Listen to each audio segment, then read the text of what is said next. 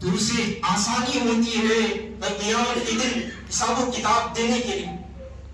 میرے اور آپ کے اندر جو بھی ہم اعمال کرتے ہیں یہ اعمال نام اعمال میں ایک کتاب ہوتی ہے, اس کے اندر محفوظ ہو رہے ہیں. جو بھی ہمارے اعمال ہم کر رہے ہیں محفوظ ہوتے ہیں. تو شریعت یہ کہتی ہے کہ ہم اپنا حساب محاسبہ کریں کہ ہم نے رمضان پایا, رمضان کا اختتام ہوا.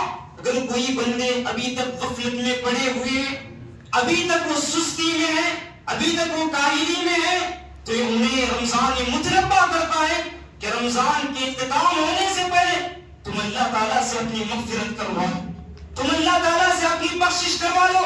اگر تم نے اپنی مغفرت نہیں کروا لی, اپنی بخشش نہیں کروا لی, تو یاد رکھو کہ جبرائیل علیہ السلام کی وہ بدعا اور آپ صلی اللہ علیہ وسلم کی آمین کے تم مستحق بنو گے. اور یہ رمضان ملنے کے باوجود بھی تمہارے حق میں رمضان رحمت نہیں بلکہ باعث زحمت بنے گا. اور اللہ تعالیٰ کے پاس یہ جو ہمارے رمضان گزرا ایک ایک بن کر اللہ تعالیٰ کے پاس حساب لیا جائے.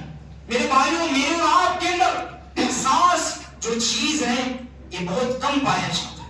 آپ صحابہ کرام رضوان اللہ علیہم اجمعین کی زندگیوں کو پڑھیے, ان کے اندر احساس, یہ محاسبے کا احساس کتنا ہوا کرتا تھا. ابو بکر رضی اللہ عنہ کے بارے میں آتا ہے کہ وہ ایک مرتبہ ایک باغیچے میں داخل ہوتے ہیں. داخل ہونے کے بعد میں ایک چڑیا کو دیکھتے ہیں. ایک چڑیا کو دیکھ کر کہتے ہیں ایک چڑیا جو یہ درخت سے دوسرے درخت کو چلے جاوے. اس چڑیا سے مخاطب ہو کر کہتے ہیں اے چڑیا تو کتنی خوش نصیب ہے کہ جو تیرا دل کرتا ہے وہ تو کھاتی ہے, تو وہ پیتی ہے. کل قیامت کے دن تیرا حساب و کتاب ہونے والا نہیں. کل قیامت کے دن تیرا حساب و کتاب ہونے والا نہیں ہے. کل کچھ تجھ سے سوال نہیں کیا جائے گا کہ تو نے کیا کیا, کیا کھایا, کیا پیا. لیکن اس کے بعد ابو بکر رضی اللہ عنہ کہتے ہیں کاش کہ میں ایک مومن کے جسم کا بال ہوتا, تو جسم کے بال ہوتا تو کل قیامت کے دن میرا حساب و کتاب نہیں ہوا. میرے بھائیوں یہ کون ہے؟ ابو بکر رضی اللہ عنہ. یہ ابو بکر رضی اللہ عنہ اس دنیا کے اندر انبیاء کے بعد میں اگر کوئی افضل شخصیت ہے, افضل شخص ہے تو ابو بکر رضی اللہ عنہ ہے. اور نبی صلی اللہ علیہ وسلم نے بیک وقت ایک مجلس میں ان کو جنت کی بشارت دی ہے. اور عشر مبشرہ میں سب سے پہلے نام کسی کا آتا ہے وہ ابو بکر رضی اللہ عنہ کا آتا ہے. ان کا احساس دیکھیے, ان کا محاسبہ دیکھیے, اپنے بارے میں کیا کہتے ہیں. اگر میں کاش کہ میں ایک مومن بندے کا بال ہوتا تو یہ بال جیسے ختم ہو جاتا تو اس کا حساب و کتاب نہیں ہوتا. اس طرح اگر میں بال ہوتا تو میرا قیامت کے دن حساب و کتاب نہیں ہوتا, تو میں بچ جاتا.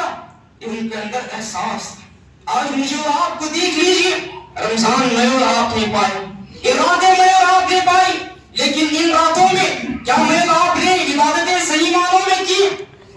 ہمیں احساس نہیں ہے. یہ رمضان آ رہا ہے اور جا رہا ہے, لیکن میرے اور آپ کے دلوں میں کچھ احساس نہیں, کچھ بدلنے کی کیفیت نہیں, کچھ بھی نہیں. میرے بھائیوں, اسی طرح آپ صحابہ کے واقعات کو پڑھیے, چھوٹی چھوٹی چیزوں کو لے کر اپنے آپ پر وہ نفاق کا اندیشہ ظاہر کرتے, اپنے آپ پر نفاق کا حکم لگاتے. آپ کو واقعہ مشہور حنظلہ رضی اللہ عنہ کا معلوم ہے کہ حنظلہ رضی اللہ عنہ ایک مرتبہ پریشانی کی حالت میں نکلتے ہیں تو ابو بکر رضی اللہ عنہ نے ملتے. ابو بکر رضی اللہ عنہ ملتے ہیں, سوال کرتے ہیں ابو بکر رضی اللہ عنہ مجھے بتائیے کہ آپ کیوں پریشان ہیں, اتنا غمگین کیوں ہیں؟ تو اس وقت کہتے ہیں وہ کہ حنظلہ رضی اللہ عنہ کہتے ہیں نافق حنظلہ, کیا حنظلہ منافق ہو گیا؟ تو ابو بکر پریشان ہوتے, کہتے ہیں اے حنظلہ تم صحابی ہو, کیسے تم منافق ہو گئے؟ تو اس وقت حنظلہ رضی اللہ عنہ کیا جواب دیتے ہیں, سوچئے سمجھیے, اس پر غور کیجیے کہ وہ کہتے ہیں اے ابو بکر رضی اللہ عنہ, میں جب نبی صلی اللہ علیہ وسلم کی جب مجلس میں رہتا ہوں تو میری ایمانی کیفیت الگ ہوتی, اور جیسے میں نبی صلی اللہ علیہ وسلم کی مجلس سے دور ہوتا ہوں, اپنے گھر والوں کے پاس ہوتا ہوں, میں تجارت کیا کرتا ہوں تو میری ایمانی کیفیت الگ ہوتی ہے، ایمان میں کچھ کمی ہوتی ہے کہ میرے اندر کیفیت کمی محسوس ہوتی ہے، تو اس لیے میں اپنے آپ پر منافق کا یہ حکم لگا رہا، اپنے آپ پر منافق ہونے کا اندیشہ ظاہر کر رہا۔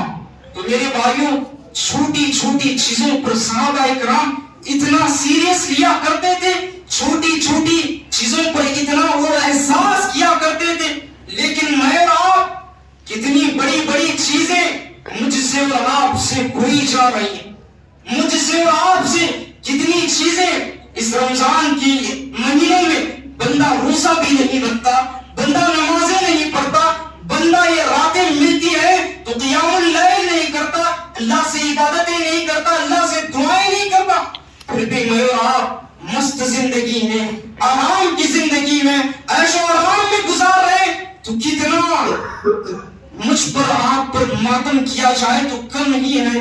صحابہ اکرام ہیں، چھوٹی چھوٹی چیزوں پر اپنے آپ پر نفاق کا اندیشہ ظاہر کرتے ہیں۔ نفاق کسے کہتے ہیں؟ دو چہرے والوں کو منافق کہتے ہیں، ایک چہرہ ادھر اور دوسرا چہرہ ادھر، ان کو منافق کہا جاتا ہے، نفاق کہا جاتا ہے۔ تو صحابہ اکرام کے بارے میں یاد میرے بھائیوں، ابن ابی ملیکہ رحمہ اللہ تابعی کہتے ہیں، میں نے 30 صحابہ کو پایا تو 30 صحابہ سے میں نے ملاقات کی تو اپنے بارے میں وہ صحابہ کیا کہا کرتے تھے کہ ہر صحابی اپنے اعمال کو لے کر ڈرا کرتے تھے کہ میرے اندر کہیں نفاق نہیں آ گیا، نفاق کو اپنے آپ پر وہ اندیشہ ظاہر کرتے تھے کہ وہ کہیں نفاق کے اندر ملوث ہو گئے۔ تو میرے بھائیوں، صحابہ اکرام ہیں جنہیں اللہ تعالیٰ نے اس دنیا کے اندر جنت کی خوشخبری دی، جنت کی بشارت دے دی، لیکن اس سے آگے بڑھ کر دیکھیے، میں اور آپ کو اس دنیا کے اندر کچھ بھی مجھے اور آپ کو ملے نہیں ہے، لیکن میں اور آپ بڑے خوش نصیب اپنے آپ کو سمجھتے ہیں، میں اور آپ یہ سمجھتے ہیں کہ میں اور آپ ہمیں جنت ایسے ہی فری میں مل چکی، جنت ایسے ہی ہمیں ملنے والی ہے، مجھے اور آپ کو عمل کرنے کی ضرورت نہیں، آئیں گے کچھ نمازیں پڑھ لیں گے، رمضان کی کچھ روزے رکھ لیں گے، تو اس طرح بندہ اپنے آپ کو جنت واجب کر لیا ایسا سمجھتا ہے۔ میرے بھائیوں، مجھے اور آپ کو بھی احساس ہونا چاہیے، محاسبہ کرنا چاہیے کہ میں اور آپ کہاں کھڑے ہیں، کیا کر رہے ہیں، کیا نہیں۔ ابھی آپ کے پاس وقت ہے کہ رمضان ابھی ختم نہیں ہوا، رمضان ابھی ختم نہیں ہوا، آپ اللہ سے ابھی استغفار کیجیے، اللہ سے اپنی بخشش کروا لیجیے، اللہ تعالیٰ سے دعائیں کیجیے۔ میرے بھائیوں، آپ صرف اتنے آخری عشرے کا محاسبہ کر لیجیے، اپنے بارے میں سوچیے کہ اس رمضان کے آخری عشرے میں آپ نے کیا کیا کیا۔ جب یہ آخری عشرہ شروع، راتیں شروع ہوئی، تو آپ اپنے آپ سے پوچھ لیجیے کہ آپ نے آدھا گھنٹہ تراویح کے بعد میں اللہ تعالیٰ سے دعائیں کی، کیا آپ نے آدھا گھنٹہ قیام اللیل نفل نمازیں آپ نے پڑھی ہے، اپنے مستقبل کے لیے آپ نے فکر مند ہو کر اللہ تعالیٰ سے گڑ گڑا کر دعائیں کی، اپنے بارے میں سوچیں۔ بلکہ نوجوان، میں جہاں تک جانتا ہوں کہ ہمارے نوجوان کہنے کو بڑی بڑی باتیں کرتے ہیں، لیکن جب نمازوں کا معاملہ آتا ہے، عبادتوں کا معاملہ آتا ہے، سب سے پیچھے ہمارے نوجوان ہم ہوا کرتے ہیں۔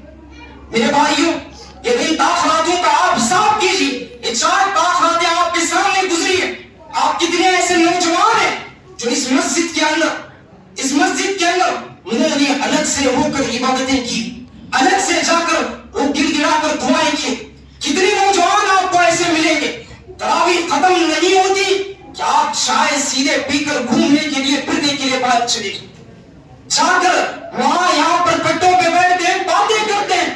میرے بھائیوں، باتیں کرنے کے دن نہیں ہے، یہ عبادت کرنے کے دن ہے۔ جتنا ہو سکے بندہ اپنی بخشش کروا لے، جہنم سے اپنے آپ کو آزاد کروا لے۔ یہ راتیں ایسی ہیں، بتائی جاتی ہے، سمجھائی جاتی ہے، لیکن میں اور آپ سمجھنے کے لیے تیار نہیں ہوتے۔ یہ کیسی زندگی میں اور آپ گزار رہے ہیں، کیسے میرے اور آپ کے ایمان ہے، ایمان میرے اور اندر آپ کے اندر پایا جاتا ہے یا نہیں، مجھے اور آپ کو چیک کرنا چاہیے۔ یہ صحابہ تھے جن کے اندر ہائی کوالٹی کا ایمان پائے جانے کے باوجود بھی اپنے ایمان کے بارے میں فکر مند ہوا کرتے تھے کہ کہیں میرا ایمان، میرے ایمان کے اندر کمی آنے لگی ہے، کہیں میں نفاق کے اندر شکار ہو گیا ہوں یہ اپنے بارے میں سوچا کرتے تھے. مجھے اور آپ کو بھی سوچنا چاہیے, فکر مند ہونا چاہیے. ابھی جتنے دن آپ کے پاس بچے, یہ 3 دن ہے, آپ 3 دن اللہ تعالیٰ سے خوب عبادتیں کیجیے. اگر آپ روزہ نہیں رکھے ہیں تو کل سے آپ روزہ رکھیے. یہ تاخرات ابھی میرے اور آپ کے پاس ایک تاخرات بچی ہے. اس تاخرات میں آپ اللہ کے لیے اپنے لیے دعائیں کیجیے, اللہ کے لیے آپ عبادتیں کیجیے. گپ شپ کو, یہ دوستی بیکار کی دوستی کو چھوڑ دیجیے. ایک رات کے لیے آپ چھوڑ دیجیے. میرے بھائیوں, انہی باتوں کو اپنی بتا کر اپنی باتوں کو ختم کر دیں. اللہ تعالیٰ سے دعا کرتا ہوں کہ اللہ تعالیٰ مجھے اور آپ کو کہنے اور سننے سے عمل کرنے کی توفیق عطا فرمائے. جتنے دن بھی بچے ہوئے اللہ تعالیٰ مجھے اور آپ کو ان دنوں کے اندر خوب عبادت کرنے کی توفیق عطا فرمائے. اللہ تعالیٰ سے اپنی بخشش کروا لینے اور اپنی مغفرت کروا لینے کی اللہ تعالیٰ ہمیں توفیق عطا فرمائے. آمین ثم آمین. وآخر دعوانا ان الحمد لله رب العالمين.